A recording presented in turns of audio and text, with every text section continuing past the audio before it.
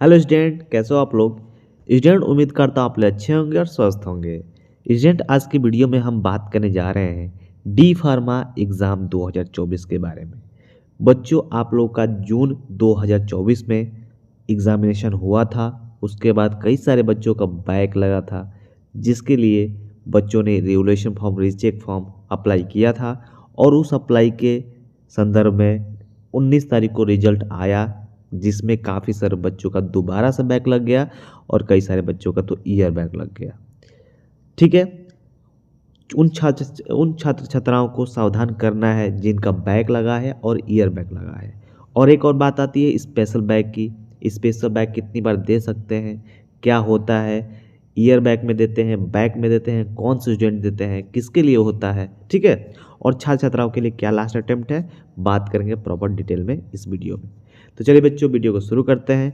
अगर आप इस चैनल पर नए हैं तो चैनल को सब्सक्राइब कर लीजिए। हम यहाँ पे डी फार्मा रिलेटेड काफ़ी सारे इंपॉर्टेंट नॉलेज वीडियोस, नोटिस के बारे में हम बताते रहते हैं। तो चलिए बच्चों, वीडियो को शुरू करते हैं। यहाँ पे देख सकते हैं स्टूडेंट, पहले तो आप लोग अगर डी फार्मा फर्स्ट ईयर में होंगे और आप लोगों का बैक लगा होगा, तो जिन बच्चों का बैक क्लियर हो गया होगा रीचेक फॉर्म डालने की वजह से, उन लोगों को बहुत बहुत शुभकामनाएं।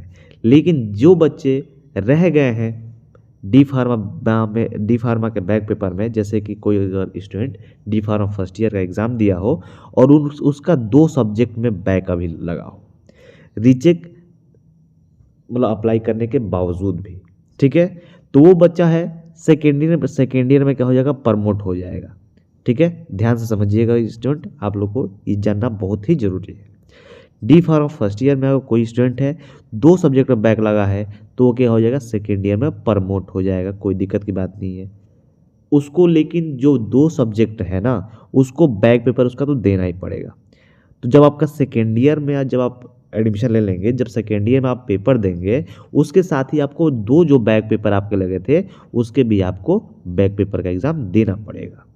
ठीक है, जैसे आप पास कर लेते हैं दो बैक पेपर और आपका सेकेंड ईयर का जो एग्जामिनेशन है, देन आपका डी फार्मा कंप्लीटेड हो जाएगा। फिर आप एग्जिट एग्जाम की प्रिपरेशन कर सकते हैं। ठीक है, दूसरे वो स्टूडेंट होते हैं, यहाँ पे देख सकते हैं, दूसरे वो स्टूडेंट हैं जिनका सेकेंड ईयर में बैक लगता है बच्चों। अगर सेकेंड ईयर में 1 बैक है, 2 बैक है बच्चों, आपका मैक्सिमम 2 बैक, यहाँ पर ध्यान समझिएगा। अगर आपका 2 बैक है तो आपका जो रिजल्ट आएगा वो फेल दिखाएगा, आपका ईयर बैक नहीं लगाएगा बच्चों, आपका फेल दिखाएगा। उसमें क्या करते हैं, आपको स्पेशल बैक पेपर देना पड़ेगा। स्पेशल बैक पेपर तभी दिया जाता है जब 2 सब्जेक्ट में आपका बैक लगा होता है। अगर आप 3 सब्जेक्ट में होते हैं, उसकी बात हम तीसरे नंबर पर करेंगे। ठीक है, यहाँ पे देख सकते हैं, अगर कोई डी फार्मा का स्टूडेंट, प्रॉपर ये डी फार्मा के लिए है ना, पॉलिटेक्निक वगैरह के लिए वीडियो नहीं है, तो आप लोग ध्यान से समझिएगा। अगर डी फार्मा में फर्स्ट ईयर या सेकेंड ईयर में किसी बच्चे का 3 सब्जेक्ट में बैक लग जाता है, तो आपका ईयर बैक कहलाता है बच्चों। ईयर बैक में क्या होता है, आपको प्रॉपर सारे सब्जेक्ट में आपको एग्ज़ाम देना पड़ेगा, क्योंकि सारे सब्जेक्ट में अगर आप 3 सब्जेक्ट में फेल है ना, तो आपको सारे सब्जेक्ट में फेल कर दिया जाता है। जी हाँ, ये नाइंसाफ़ी है, लेकिन इसको तीनों चारों सब्जेक्ट में अगर 5 सब्जेक्ट में फेल हो जाएंगे ना, तो उसको ईयर बैक कहते हैं। और ईयर बैक का दोबारा से आपको एडमिशन कराना पड़ता है। और जो कॉलेज वाले हैं ना, वो कॉलेज वाले क्या करते हैं, डी फार्मा के लिए फिर से आपका फीस पेमेंट करवाते हैं। डिपेंड करता है कि उस कॉलेज को कितना पैसा कमाना है। कई सारे कॉलेज होते हैं जो 50-50% पे एडमिशन ले लेते हैं। ठीक है, कई सारे बच्चे होते हैं 10,000 में निपटा देते हैं। और कई सारे ऐसे भी होते हैं जो जितना आपने पहले पैसा दिया था, ठीक उतना ही पैसा दोबारा से लेते हैं। ठीक है, तो यहाँ तक आपको समझ में आई। अगर आपको ईयर बैक लग गया है तो फिर से दोबारा आपको एडमिशन कराना होगा और सभी सब्जेक्ट में आपको ऑल सब्जेक्ट में पेपर देना होगा। ठीक है, और जब उसके बाद आपका सारा क्लियर हो जाता है, देन आपका D pharma first year second year आपका क्लियर हो जाएगा। देखिए बच्चों, मैं आप लोगों को बता देना चाहता हूँ कि डी फार्मा अब इजी नहीं रह गया है।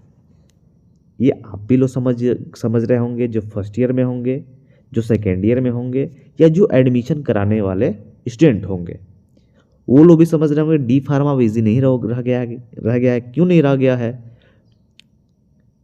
यहाँ पे समझिए, पहले क्या था आपका प्राइवेट सेंटर में, सेंटर कहाँ जाता था, प्राइवेट में जाता था। पहले डायरेक्ट एडमिशन में हो जाते थे, कोई भी एडमिशन ले लेता था। अब क्या हो गया है, जीका का एग्ज़ाम दीजिए, बिना जीका का एग्ज़ाम दिए आप एडमिशन ही नहीं होगा। फिर जब एग्ज़ाम हो जाता है, जब एडमिशन हो जाता है तो सेंटर प्राइवेट कॉलेज में नहीं जाता है बच्चों, वो कहाँ जाता है, गवर्नमेंट कॉलेज में जाता है। ठीक है, गवर्नमेंट में जाने का मतलब आपको वहाँ पे सुविधाएं नहीं मिलेंगी, आपको जो लिखना है जैसे लिखना है खुद से लिखना होगा। ठीक है, उसके बाद क्या हो गया है, एग्जिट एग्ज़ाम आप लागू हो गया है।